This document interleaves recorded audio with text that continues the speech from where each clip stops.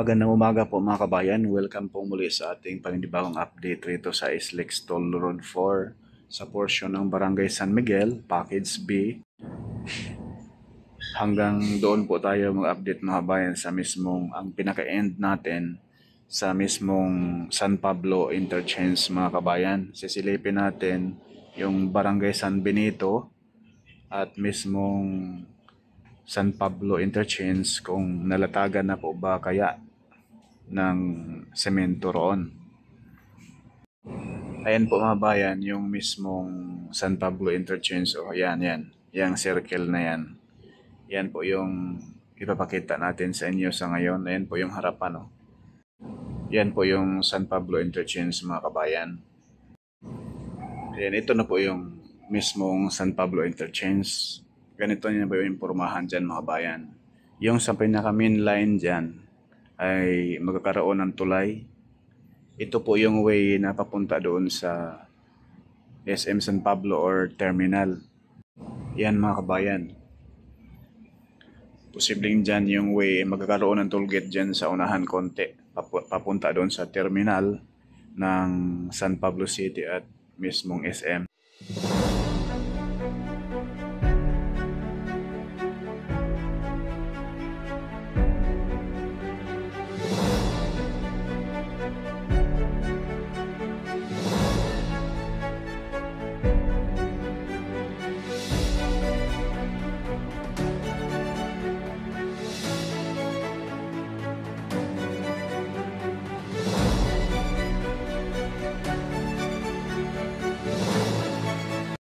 Yang tulay na yan mga kabayan, yung pakaliwa ay papunta na yan ng Lipa City, Batangas. Itong pakanan papuntang Alaminos Bayan at San Pablo City. No? Diyan yung intersection sa Alaminos San Pablo Bypass Road. So itong nasa baba natin, ito na po yung susunod na lalatagan ng concrete cement. So ating puntahan ngayon yung portion ng Barangay San Benito.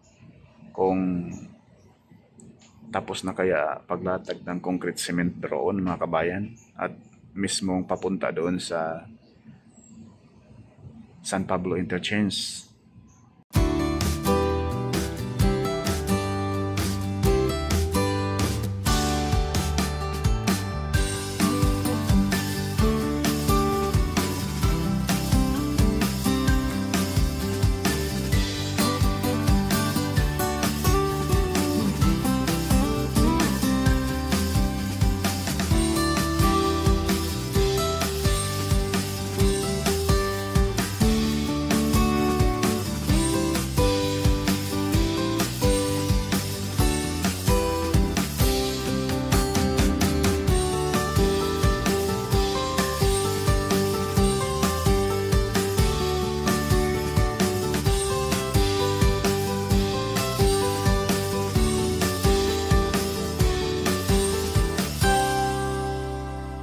Masisilayan po natin rito mga bayan, yung kaharap sa ating kamera ay papunta na yan ng Barangay San Benito na kung saan pupuntahan natin ngayon. Mayroon tayong ground shot doon at drone shot. Kaya masisilayan din po natin rito sa bandang kanan mga bayan yung malapad rin po na daan. Yan na po yung Alaminos San Pablo Bypass Road. Yan po yung in-update din po natin dyan mga kabayan. May mga update rin po tayo dyan mga kabayan. Oh. Ayan. Ayan po yung building natin na yun dyan sa gitna ng Alaminos at Islex ay nag-umpisa na mga kabayan. Sulputan yung mga pabrika rito.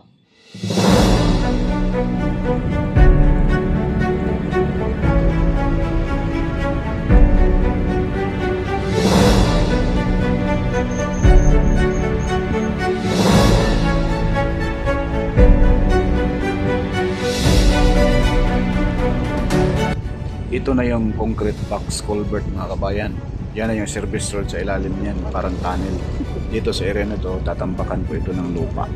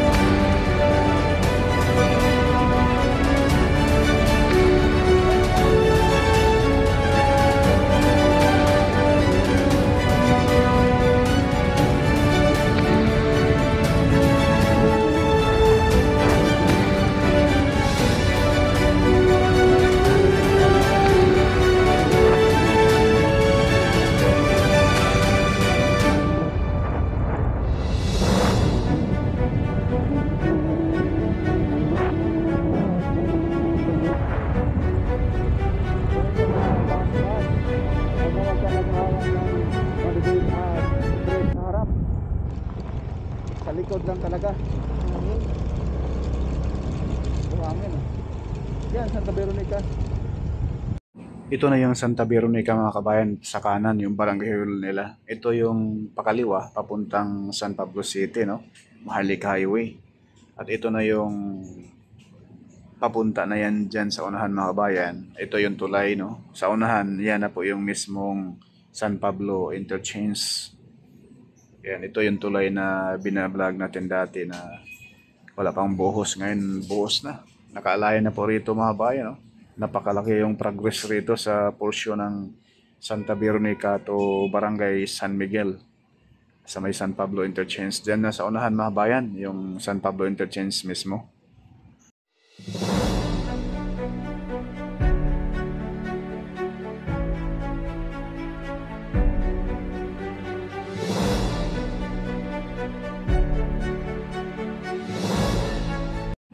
Ito na yung sinabi ko mga kabayan, oh. May latag na pala rito, magkabilaan. Dito mismo sa katabi na, sa malapit na mismo sa interchange ng San Pablo City, no? Ayan na po mga bayan, no? Tig-isang lane, both side.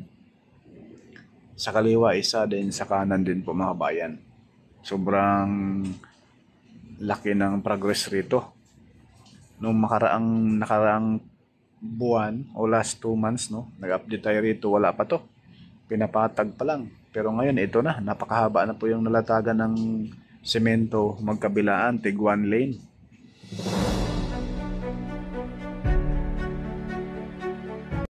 Sa gawing kaliwa pala mga kabayan, 2 lane na po ang nalatag. Ayan po, ang lapad na.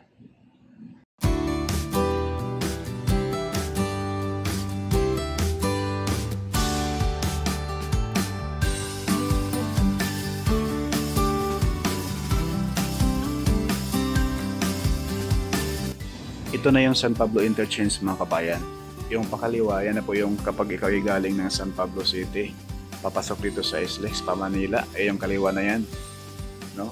Kapag ikaw ay papasok ng San Pablo, dito sa gawing kanan po kayo, right side. At masisilayan din po natin itong mismong mga dambuhalang girder na ilalagay dito sa taas ng expressway. Dahil magkakaroon ng tulay rito. Ayan po sa gawing kanan mga kabayan, no? Ayan, magkakaroon ng tulay rito. Kasi trumpet design nga po itong mga interchange dito sa SLEX.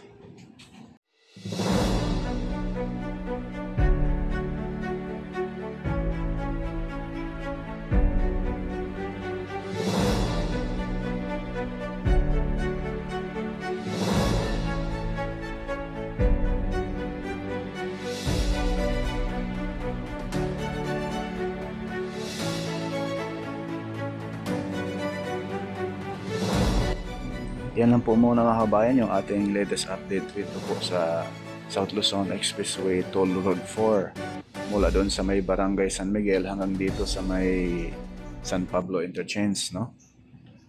Porca Studio, hindi sikat pero nag-aabot ng balitang tapat. Paki-like, share at subscribe na rin mga bayan. Maraming salamat and God bless po.